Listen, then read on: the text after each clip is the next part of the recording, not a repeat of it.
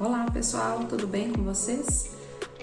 Hoje eu queria falar um pouquinho, assistindo agora pela manhã um pedacinho daquela série, Sweet Tooth, eu acho que é essa a pronúncia, que tá na Netflix, no lançamento da Netflix.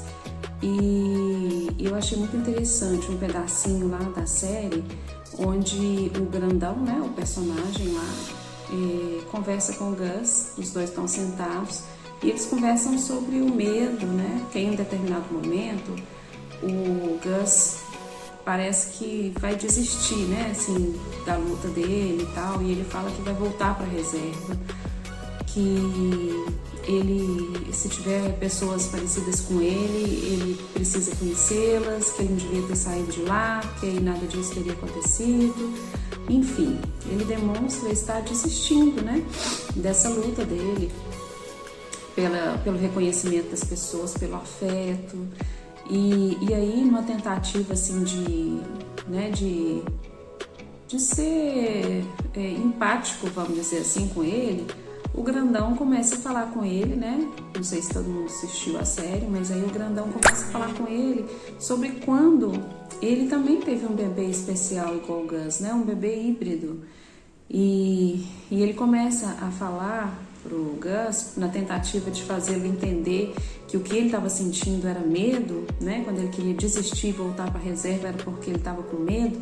E o grandão fala uma coisa muito interessante, ele começa a contar para ele de quando o bebê dele nasceu, que quando ele olhou o bebê, ele teve muito medo e ele saiu correndo e tudo que ele queria também era fugir. Mas, no entanto, quando ele estava descendo o elevador fugindo, ele começou a pensar sobre isso, a questionar os sentimentos dele, e ele pensou que aquele medo podia ser amor, que ele, na verdade, era um medo dele mesmo, era um medo por não saber o que fazer com aquele bebê híbrido, era um bebê diferente. E quando ele olhou para aquele bebê, ele não sabia o que fazer com ele, só que ele entendeu que aquele bebê precisava dele.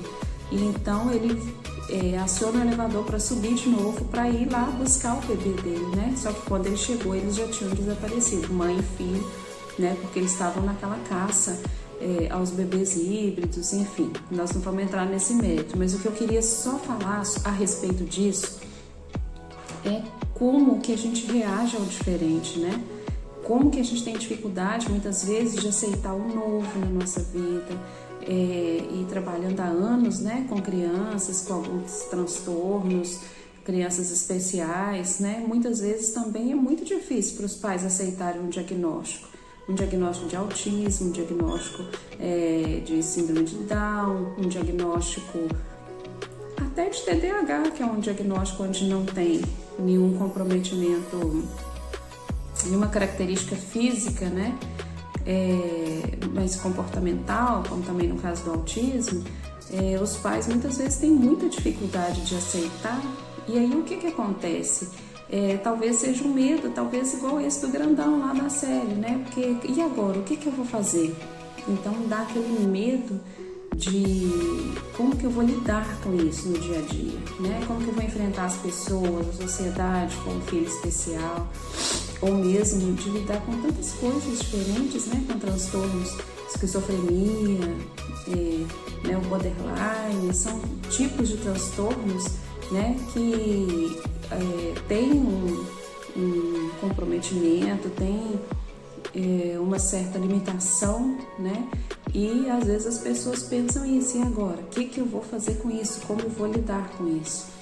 Só que, na verdade, o amor supera todas as coisas. Então, quando a pessoa percebe que, independente daquele serzinho, daquele filho, daquele amigo, daquele parente ser diferente, ele se torna especial, e o amor cobre todas as coisas. Então a pessoa começa a amar e começa a lutar, por aquele filho, por aquela pessoa que ama. Eu quero falar sobre isso, como lidar com medo, como enfrentar o diferente na nossa vida, seja o que for, uma dieta, um tratamento, para a saúde que a gente tem que fazer. Tudo isso é tão novo, ou mesmo enfrentar um curso superior, entrar numa faculdade, enfrentar uma nova vida, novos desafios.